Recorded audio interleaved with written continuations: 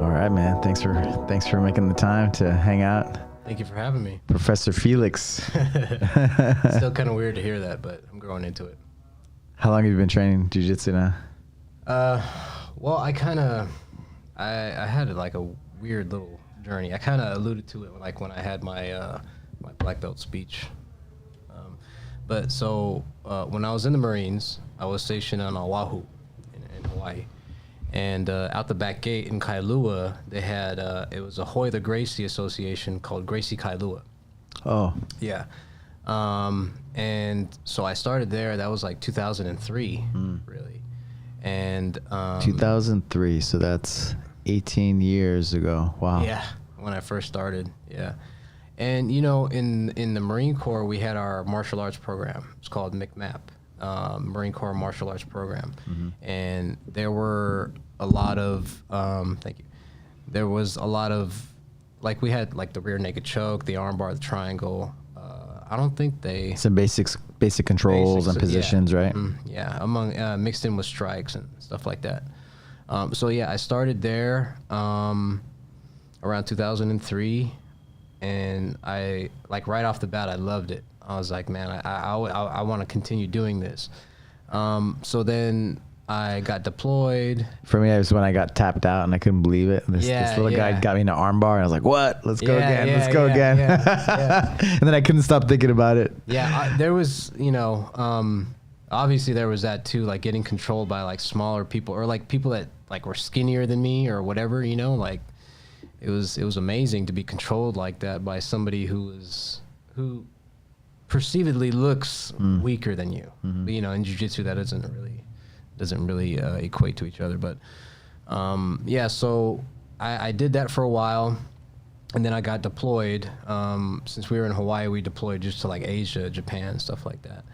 And when I came back, my first day of leave, I went home and I broke my left arm. And so that like took a long time to heal because they didn't do it right. The surgery was done wrong. And yeah, so it took me a while to like get back into it. It's something I always was interested in. I always watched it, you know, I always watched like the UFC and stuff like that. But so really I don't count it, like I started like really in 2012 in Oakland. Yeah. Who was out in Oakland? Who was it? Yeah. It was, well, it was at a Muay Thai gym that I had been at for, I think I started Muay Thai in 2008. Okay. Yeah. And like there really wasn't much, like there were like some gyms. 2012, I'm trying to think. Oh, that stuff was moving already, right? I had moved out here to LA. Oh, but yeah, it was still in the early days, yeah. Yeah, like when I moved home to Stockton after the Marines, when I went back home, I was looking for places to train, and it was like these little clubs. Yeah. You know what I'm saying? They're like I was little looking, fight clubs. Yeah. I'd be looking at like the phone book, you know, like back in the days when we used to have to use the phone book.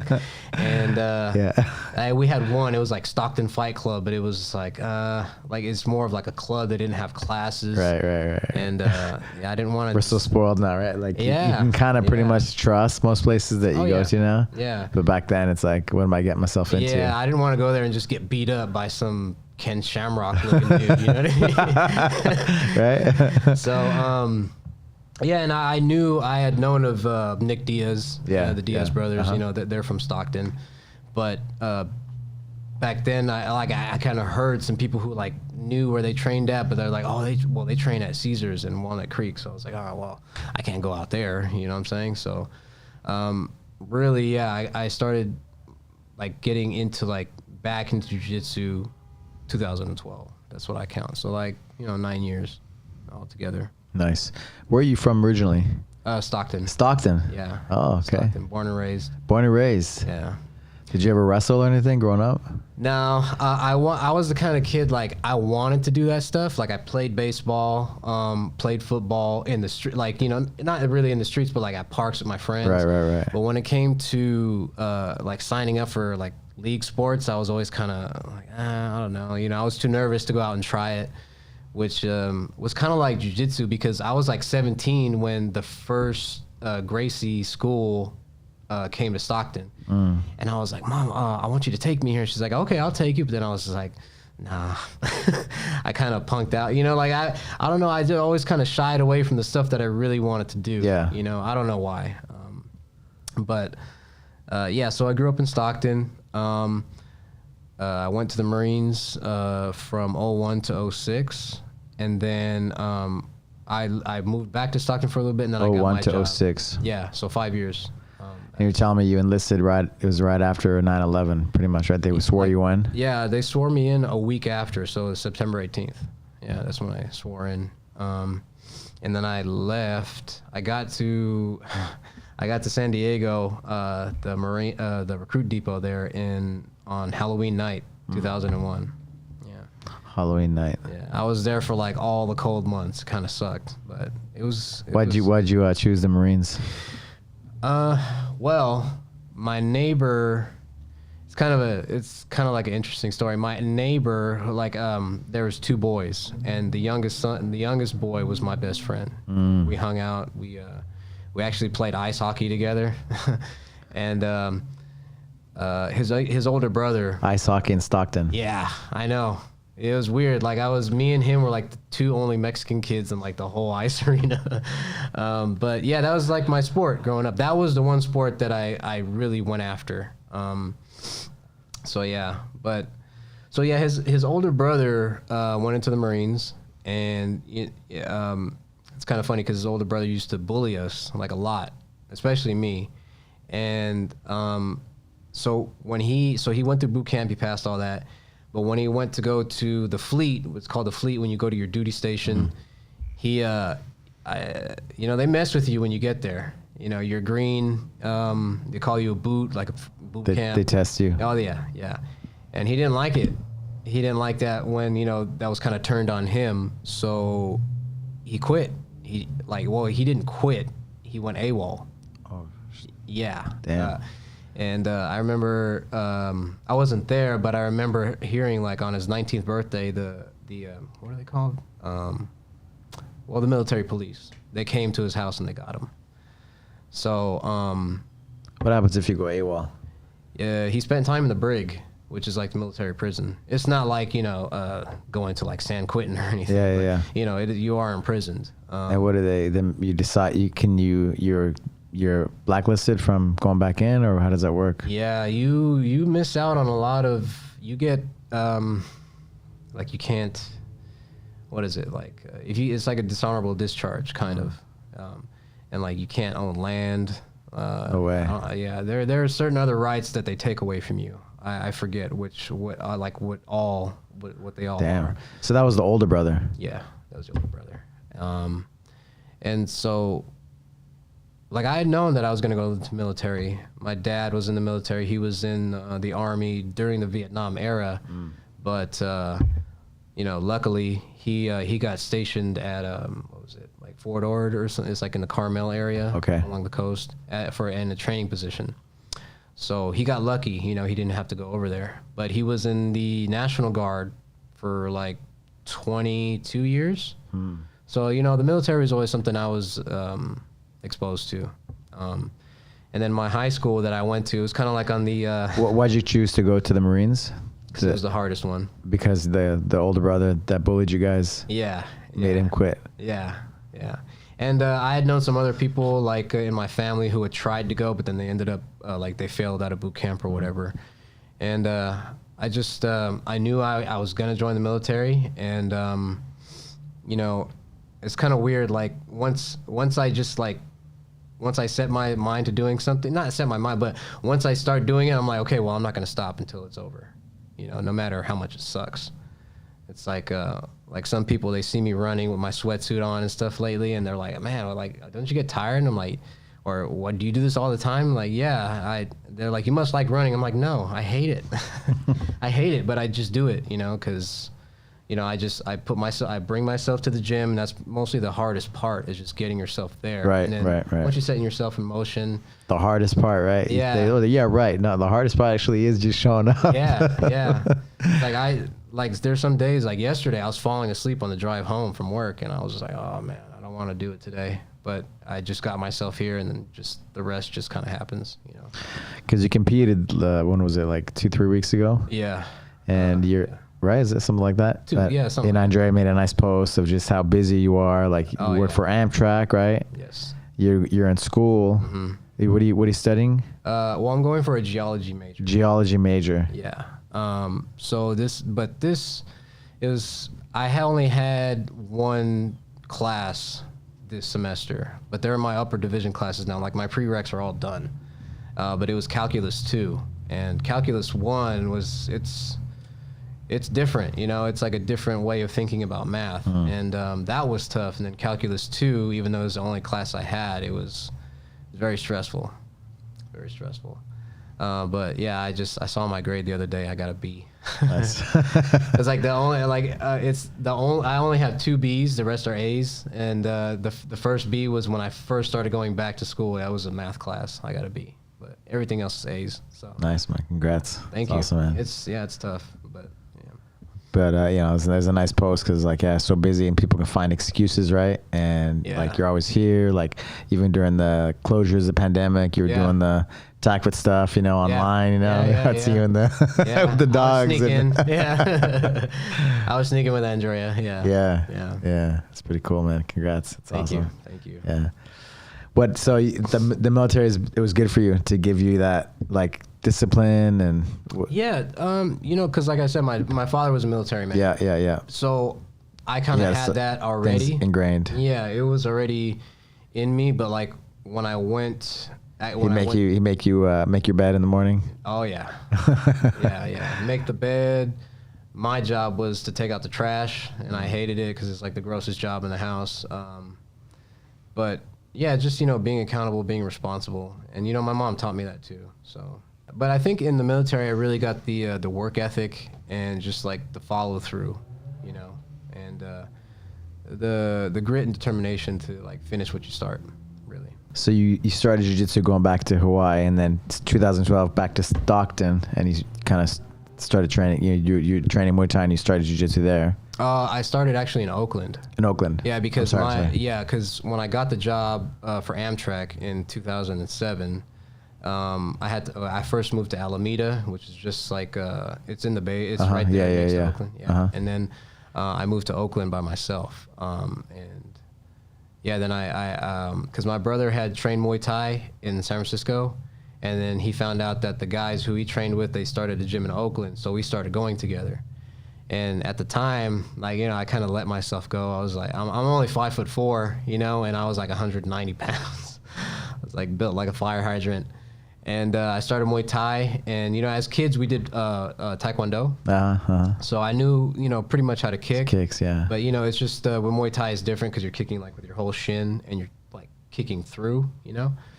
So we started that, and like within a few months, I lost like 45 pounds. I was smoking cigarettes. I stopped, you know, and so yeah, I was at that gym. It kept you straight after the military. Yeah. It gave me you know, that sense of discipline and, you know, physical fitness, the outlet for physical fitness.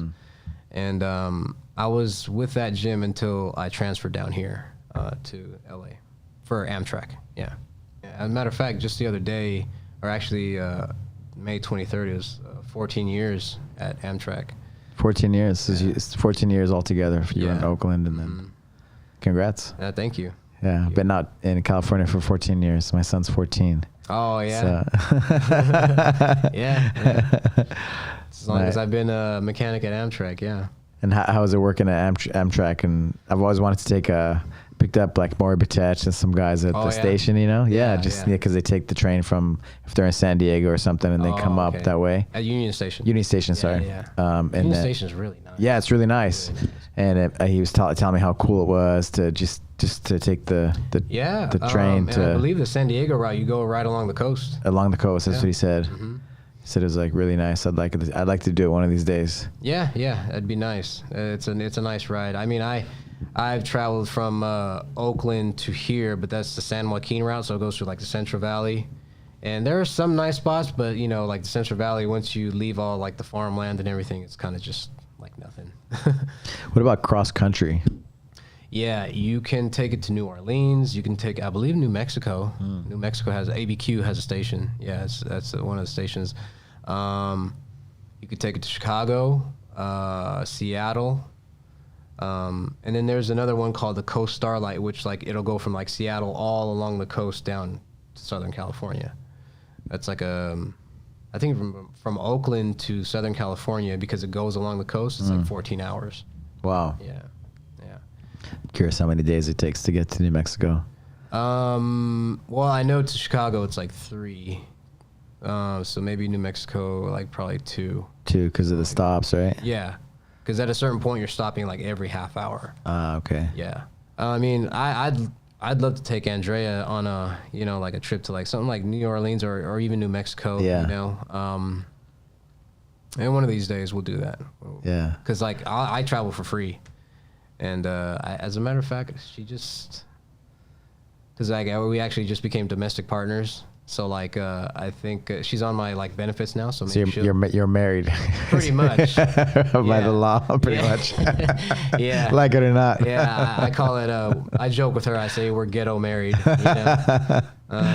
But yeah, because I've been living with her since 2012.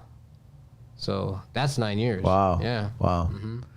Is that what it is here in California? I believe domestic partner is like maybe 5 or 7. 5 or 7 years. Yeah. Yeah. It's just I'm a big procrastinator, so like we didn't. Finally this year, she was like, let's do this. Like you know, get the domestic partnership since it's legal now. Yeah. All right, cool. You know. Yeah. And so, how did you find jiu-jitsu here in LA? So I actually, so I was training in Oakland, and you know they knew I was leaving, and my professor, well, he was a brown belt at the time, I believe under Flavio Bering, okay, from France. Okay, yeah, his name is Omar Kazdi. That he's the one who promoted me to blue belt, and like, cause I was a white belt, and then the last class before I left, he was like, "Oh, I'm gonna give you your blue belt," and I was like, "Oh man."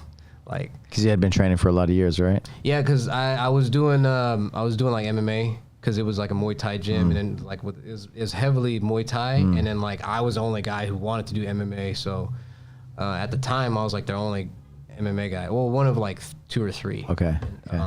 So yeah, so when I transferred down here, I just was like looking on Yelp, and I was living in Hollywood, so I was just looking in the area, and I found Professor Mark's gym, Gracie Baja, Hollywood.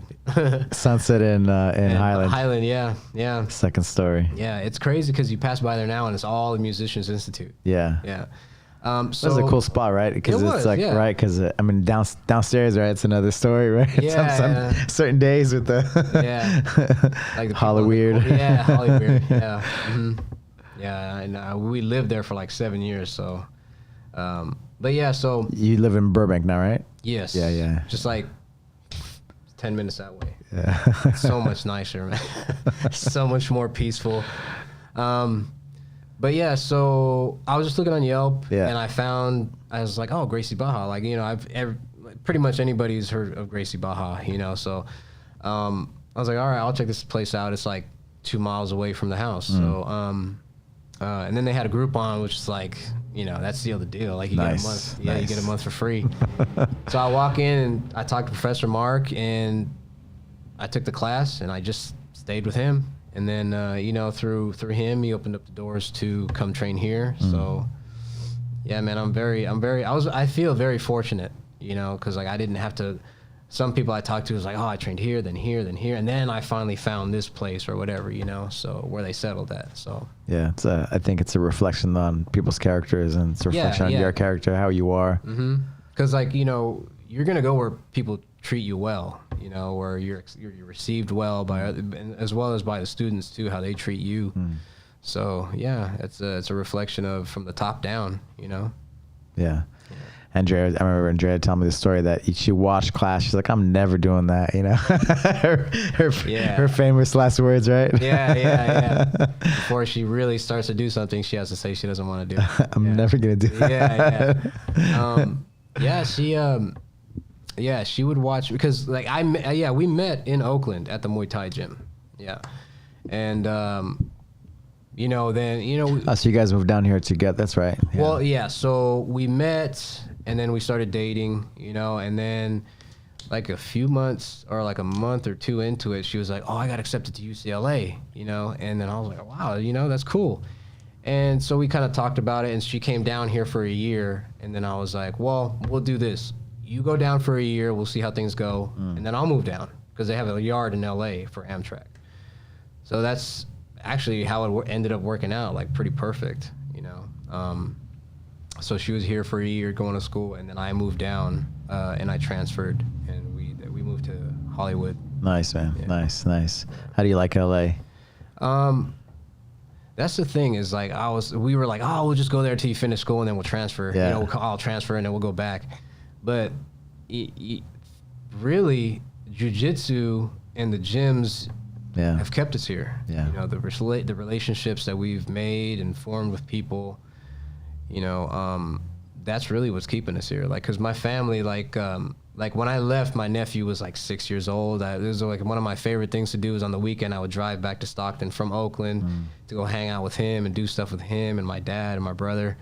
And now he's like bigger than me. He's going to start high school, and it's sad to miss out on that.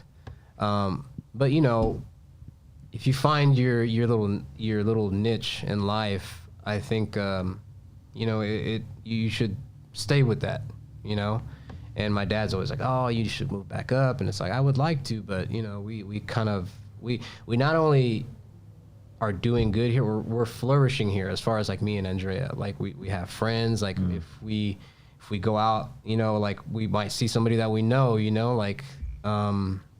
that's how we know that we kind of tripped out on that. Like we were walking in a park and we just happened to see somebody that we knew, and it's like, man, so like we're actually establishing like roots here. Big old city, 10 million people. But you've seen people, all over the city, right? Yeah. And so the relationships and really like jiu-jitsu is really what's kept us here. As much as it does kind of hurt my heart to not really be there for all those moments with my family, but it does comfort me that I do have a family here, so that's really good for me. I appreciate you guys, being here, and we really appreciate you having us here. Yeah, man, it's crazy how the years go by, right? But like that.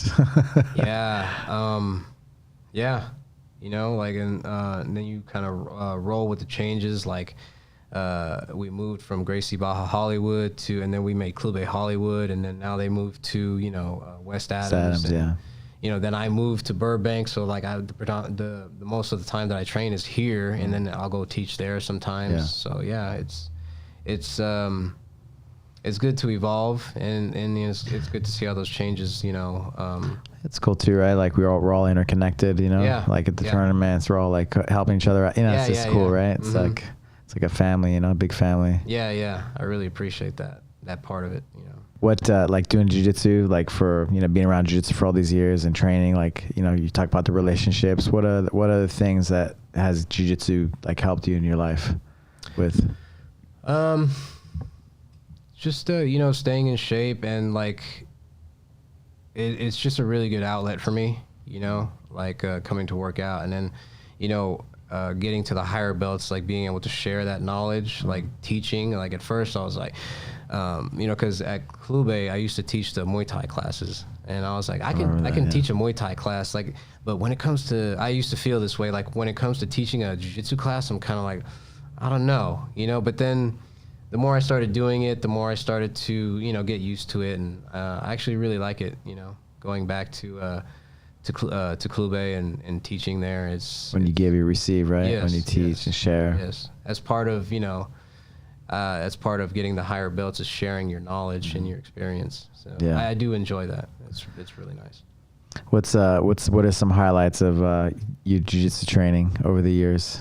Some fun moments. Well, the competitions are always fun because, like, especially this last one, it was my first one at black belt, and it was my first competition since blue belt. So just getting out there, and then it's like you see people here at the gym, and you're trying to help each other get better, But when you're there at the competition, and you see like people like rooting for you and like screaming for you. You know what I mean? It's a good thing. It's a good feeling on the heart. You know. So I would say that like I competed once at blue belt with Clube, and like it was the same thing. Like people show up, you know, and it's like, wow, my friends are here to like, you know, root me on, and I'm here to root them on. I really like that. That's got to be one of the highlights, definitely. Just the tournaments. Yeah. Yeah. Well, I mean, that's the only thing I could think of, like right off the head. So. Yeah. It's you're so focused on the person, you know. This last one was really cool because we had so many people there. Yes. Yeah. You know, like, and the energy of like, it was outdoors, but it like we were surrounded with people. Mm-hmm. So that was just, you know, they had a really good, they had a really cool setup. I haven't signed up for the next one, but I am going to. Yeah. Yeah. What made you decide to sign up for this one with all the busyness you have on your schedule? Yeah. Actually, I had my final like 2 days after the competition, but I just felt it was time. You know, I've been wanting to compete all these years, but you know, school and work, and I was just like, I'm just gonna do it. You know, I'm a black belt. I should, you know, because I want to get better. Everybody wants to excel. Yeah. You know, they want to evolve and progress, and that was a part of it. You know, like so that's why I did that one, and that's why I'm just gonna continue to compete this year as much as I can. Yeah, you know? This last year is crazy too, right? With not having tournaments and different things, right? Yeah, because I actually signed up for Pans, and as a motivation to like kind of like get back in shape, you know. But then like, you know, that ended up obviously getting canceled, and I just kept going with my workout regimen and stuff like that. But yeah, I'd like to do one of the bigger competitions also. IBJF, Pans, Master Worlds. Mm-hmm. Yeah, that's gonna be fun too. Master Worlds, I think they announced it right at the end of the year, possibly. That's the one in Vegas, like in November, Vegas, like that? Yeah, I think so. I've heard about it. It's always like the same time of the year, and this last year everything got mixed up. Yeah, but definitely, like I want to do that one. You know, I think that'd be cool. Good for me. You know, good for the team and stuff. So, yeah, man. Hollywood from Hollywood to. What are some crazy Hollywood stories, man? Like, I have some like crazy ones, man, from the.